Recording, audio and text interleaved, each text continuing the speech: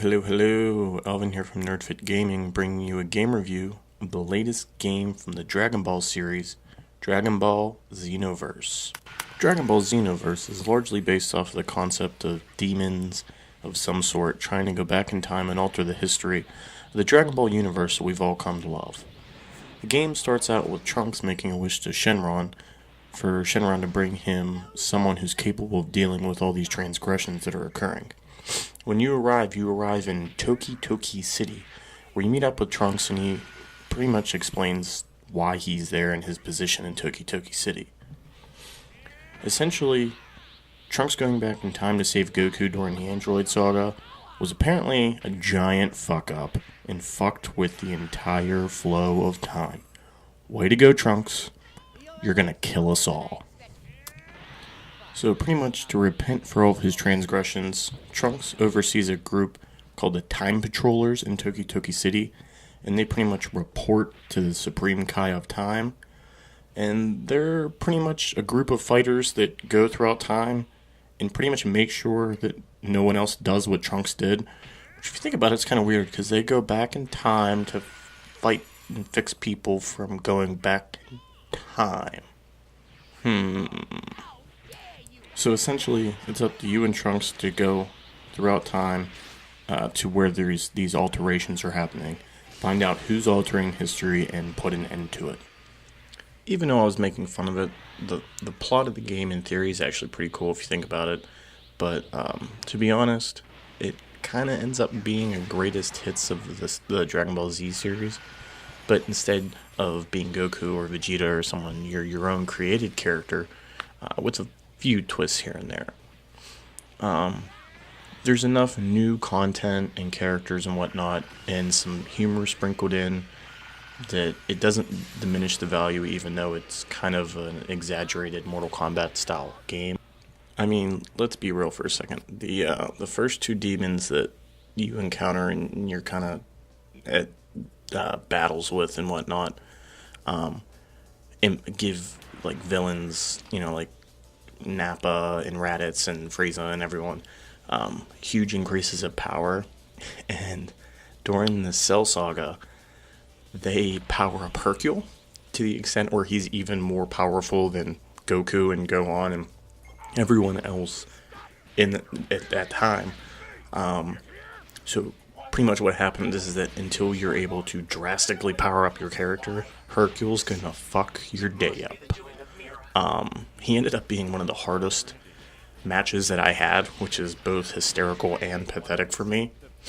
But maybe it was just because you fight him once, and then it's like 3 punches and he's dead.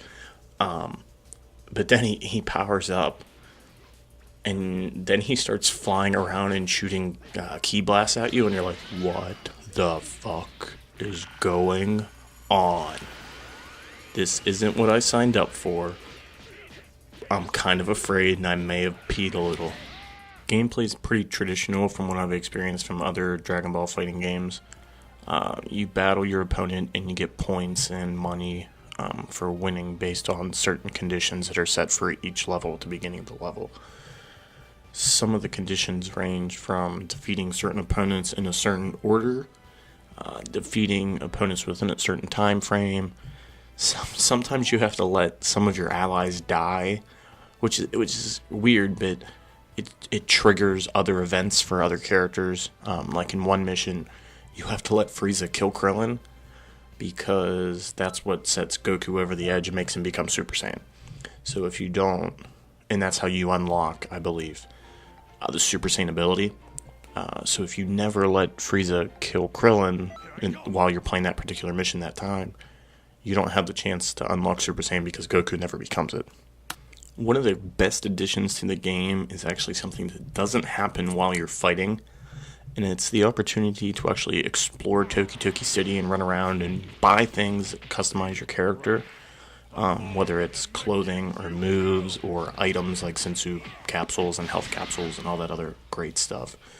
You also have the ability to mix items like capsules and Z-Souls and all kinds of other things to make stronger ones, which I think is a really cool thing, and it gives you plenty of hours to waste trying to do that. There's also parallel quest opportunities where you can replay certain segments of the game, or variations on missions and whatnot, and you can either just be yourself or you can be any of the Z fighters or villains or a mixture of all of them in between. These parallel quests can also be done online with friends or other online players that are throughout the world, where you can use them with computer players. One of the benefits to doing this, these parallel quests, is that you unlock more equipment, skills, items, and all that other stuff to make your character stronger. You can also do like 1v1, 2v2, 3v3 battles and all that stuff too. You don't really unlock as much. You get, I think, 300 Zenny or something like that. But it's a nice experience, especially if you spend hours questing with and farming with friends, and then you get fed up from spending hours and hours and hours playing the same mission to try to unlock something you don't get it. You get pretty pissed off, so maybe you go and you fight your friend for a while. Blow off a little steam. One of the other cool features in the game is the concept that you can have several of the main characters actually become your mentor or master, and they train you to become a better fighter. Pretty much training works in 3 or 4 or so phases in which you spar with your mentor. Sometimes they give you certain parameters, like you have to finish them off with a certain move that you learned in previous training. And then at the end of that particular training mission, they will give you new moves or power-ups or whatnot. And with several of the more popular characters, you learn kind of more famous and popular moves, I would say. As I said before, this happens, I would say, let's say 3 to 5 times. You learn regular super attacks or combo attacks through the whole time, and then after the last one, you learn a character's ultimate special attack. So for instance, with Piccolo, you learn certain moves throughout regular training, and then at the end you learn special beam cannon. Or Vegeta, you learn Final Flash, and so on and so forth. Now, I'm not going to spoil all the mentors for you. You're going to have to play the game for that. But it's both heroes and villains, and it ranges from Krillin. Yeah, I know, who wants to be trained by Krillin? Vegeta, Goku, maybe Cell, maybe some characters that you wouldn't expect. I know some of them I definitely didn't. Overall, I found the gameplay experience to be pretty awesome. I think I read somewhere that if you were to play the main storyline straight through without failing a single time, yeah, good luck with that. That there's somewhere near 15 hours of main story. Take that for what you will. I found myself failing at least once, so you probably will too, no offense. And I actually had to put the main storyline on the back burner for a while and do some parallel quests and other things like that to help train my character up to get him to higher levels. That way the main story would be a little easier because I'd have better moves and a higher skill set and whatnot to continue with the story. But maybe I'm just bad at the game. Probably, who knows? I don't know. Maybe you do. Upon the original launch of the game, there was around 100 total hours of gameplay for just one character. One cool thing is that you have the ability to create 8 different characters. As a Saiyan, a human, a Namekian, a Majin, and a Frieza. Oh no, so maybe 10. I forget. But you can be male and female for those characters. So you can do the whole game all over again with a different kind of character, and it would be a whole new experience for you. That's also not including online battles, and eventually there's going to be world tournaments and all that extra stuff. Plus, they've since released multiple DLC packs that have additional main story quests, parallel quests, new mentors, new items, and all of that good stuff. And also, if you're one of those people that wants to get a Z rating for everything, it's going to take a lot of time for you to probably do that unless you're Jesus at this game. I'm going to be honest, to me, the game looks phenomenal. The backdrop looks phenomenal. The characters look even better. That and the detail that they put into the key blasts and the different combo moves is pretty extensive as well. My only two negative comments about the visuals, and I may just be picky, but your created character, mouth never moves and doesn't seem to ever talk. Maybe that's just because I'm weird and would like your character to actually talk, especially because there's a voice option when you create your character, so I would like there to be more something into it apart from your character just grunting when he's battling, or whenever you have a key blast, that you say something.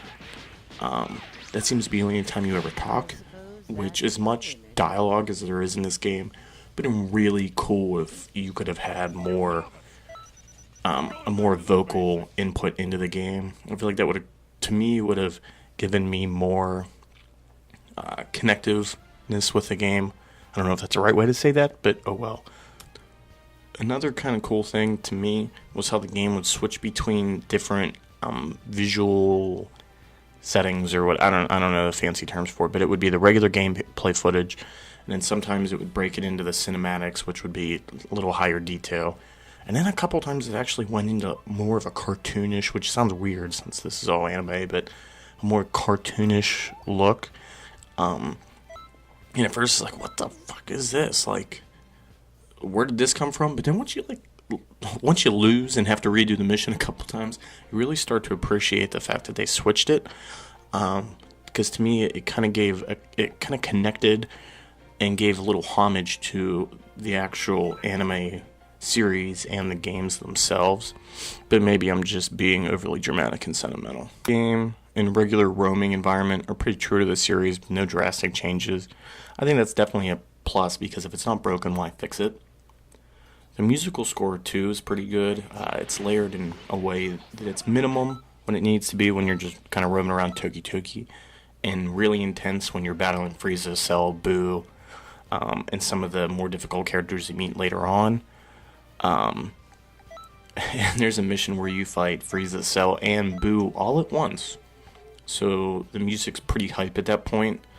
And I tried not spoiling things, but I feel like I should tell you that so you can mentally prepare. That way when you're crying while trying to beat it, it's not as intense as it was for me.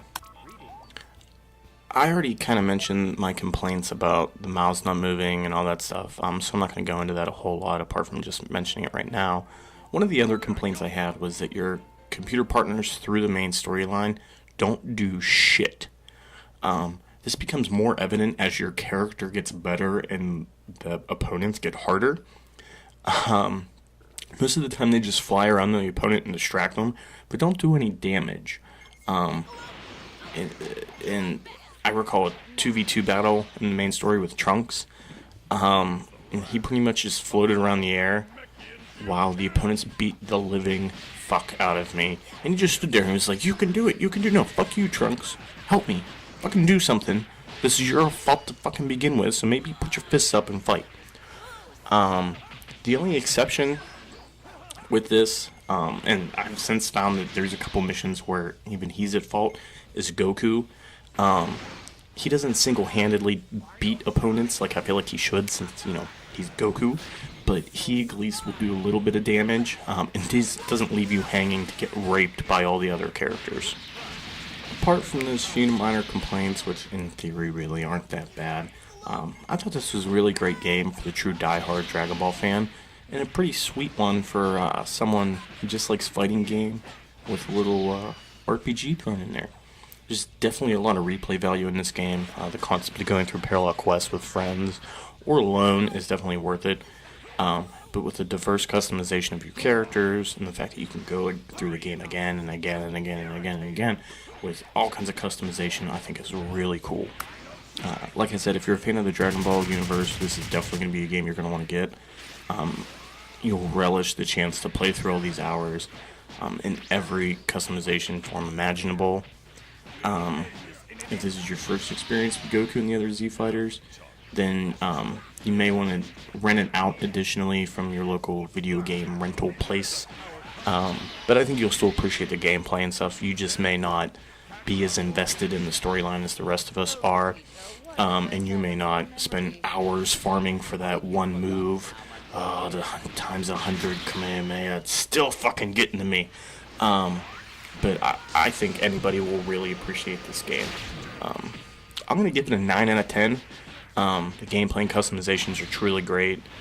Kind of execution of the plot and minor details, even though they're not that bad, kind of keep it from being a perfect game and truly being a masterpiece of its time.